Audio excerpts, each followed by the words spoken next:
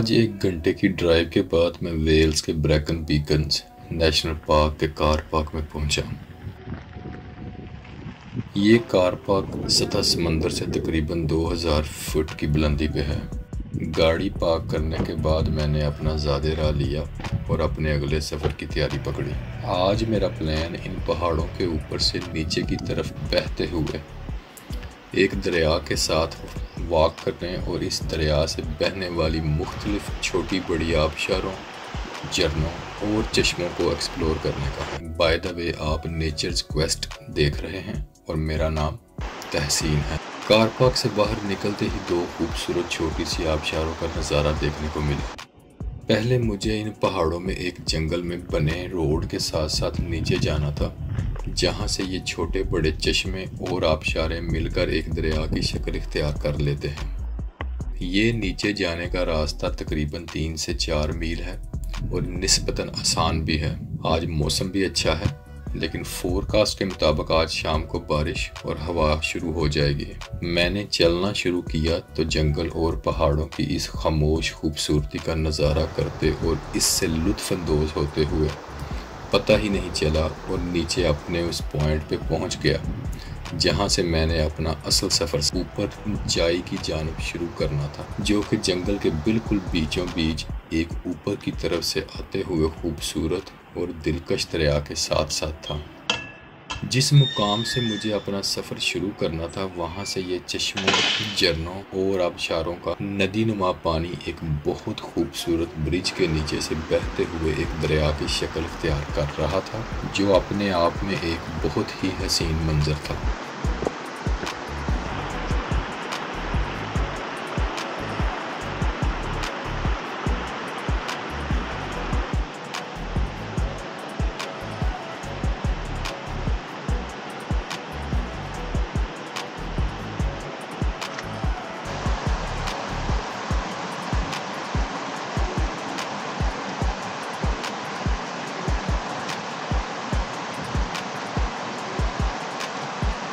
जंगल के अंदर इस दरिया के साथ साथ टेढ़े मेढ़े और ऊंचे नीचे रास्तों पे 2 घंटे चलने के बाद थोड़ा थक गया और एक ब्रेक लेने का फ़ैसला किया। जैसे जैसे दिन आगे बढ़ रहा था, वैसे ही सर्दी भी बढ़ती जा रही थी।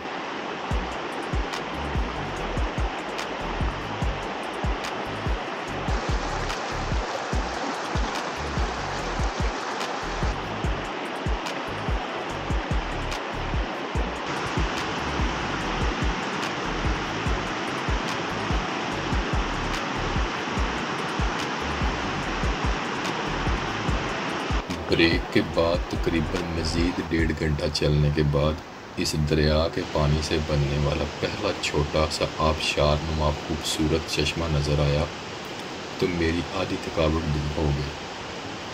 कुछ देर यहाँ रुका, इन पहाड़ों और जंगल की खामोशी में इस बहते हुए पानी का शोर सुनते हुए कुदरत को बहुत करीब से महसूस और महफूज किया और आगे की तरफ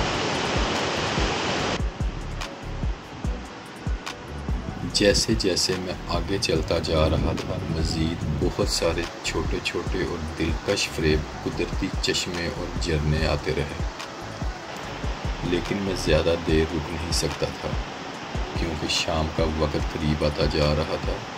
मुझे अपना कैंप लगाने की जगह ढूंढनी थी जहां मैं अकेला इस जंगल में रात बसर कर सकूं।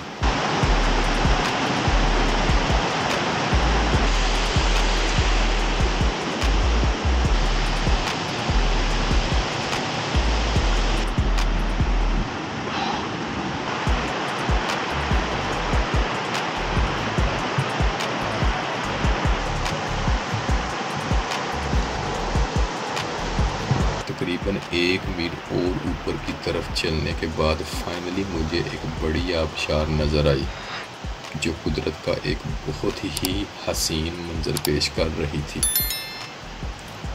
इस खूबसूरत आबशार को देखने के बाद ऐसा लगा जैसे मेरे सफ़र का मकसद पूरा हो गया है और इस सफ़र में जिस मेडिटेशन की मुझे ज़रूरत थी, शायद वो यही है।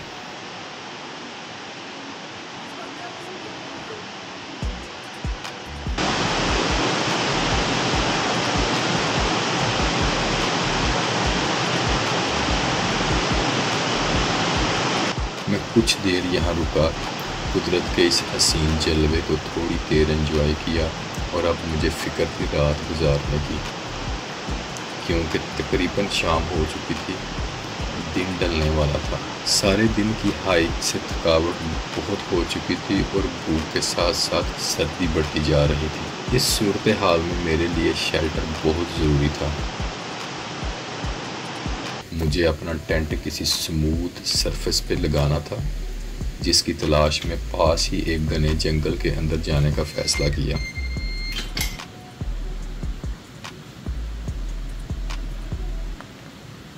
इस जंगल को पार करके इसके बिल्कुल बाहर नदी और झरनों के साथ मुझे एक जगह मिल गई जो बिल्कुल स्मूथ तो नहीं थी, लेकिन गुजारा हो सकता था। यहाँ चैलेंज ये था कि मेरे तीन अतराफ में छोटे बड़े झरने और आबशारें थी और एक तरफ घना जंगल। इन आबशारों की फंवार का पानी मुसलसल बारिश का मंजर पेश करता रहा। मैंने अपना टेंट पिच किया और महसूस हुआ कि सर्दी बढ़ रही है।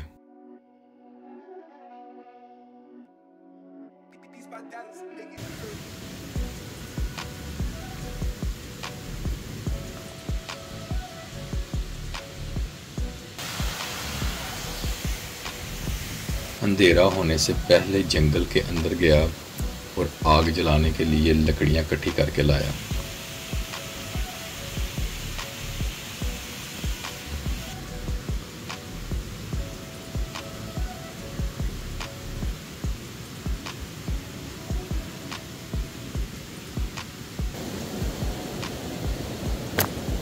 आग जलाई और खुद को थोड़ा रिलैक्स किया।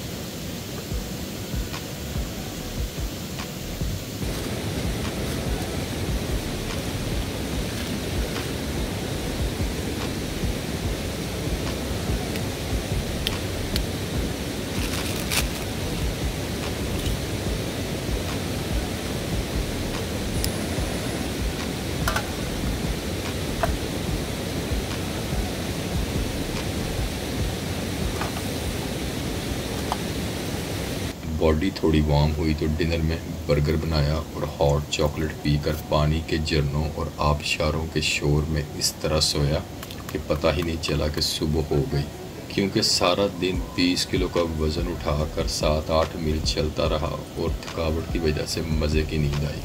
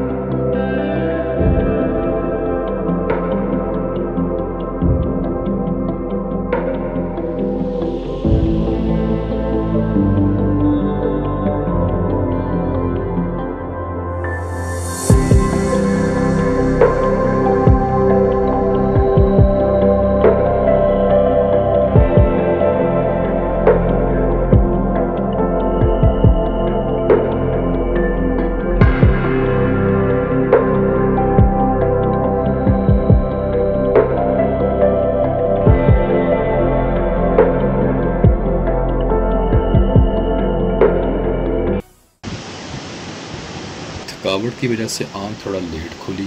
सुबह का खूबसूरत नज़ारा देखा, फ्रेश हुआ तो सबसे पहले अपना टेंट उतारा।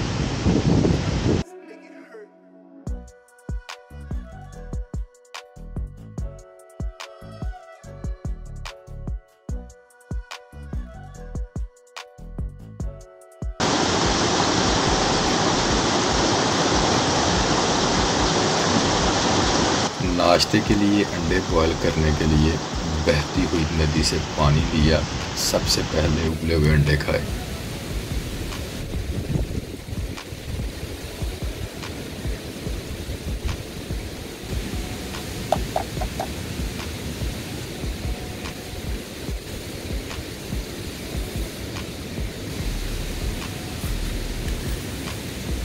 फिर पानी को फ़िल्टर किया और नूडल्स बनाने के लिए पानी बॉयल किया और नूडल्स बनाए।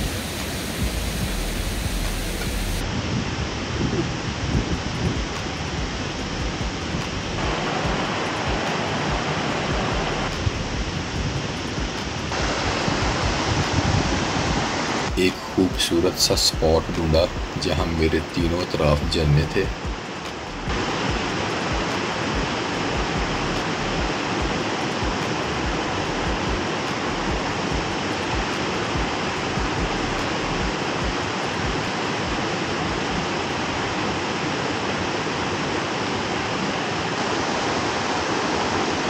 बैठकर कुदरत का नज़ारा लेते हुए मज़े से नूडल्स खाएं।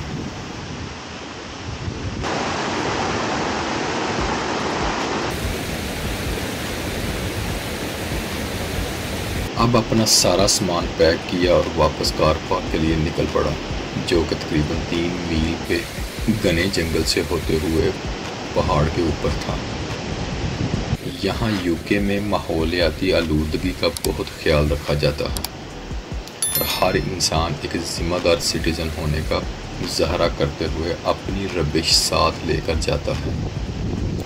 कहीं रास्ते में नहीं फेंकता ताकि आपके बाद आने वाले लोगों को भी वो जगह बिल्कुल साफ, नेचुरल और अपनी असल हालत में मिले।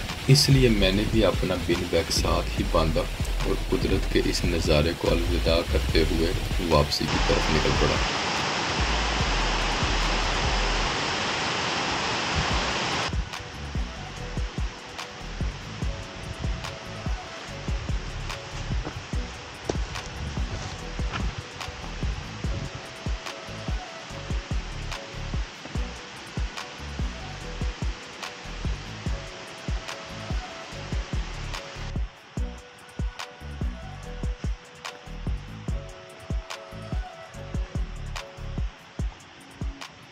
यहाँ मुझे कुछ ऐसा महसूस हुआ कि इस जंगल से कुछ आवाज़ें आ रही हैं। मैंने मुड़ के देखा तो कोई भी नहीं था, शायद हवा से दरख्तों का शोर था।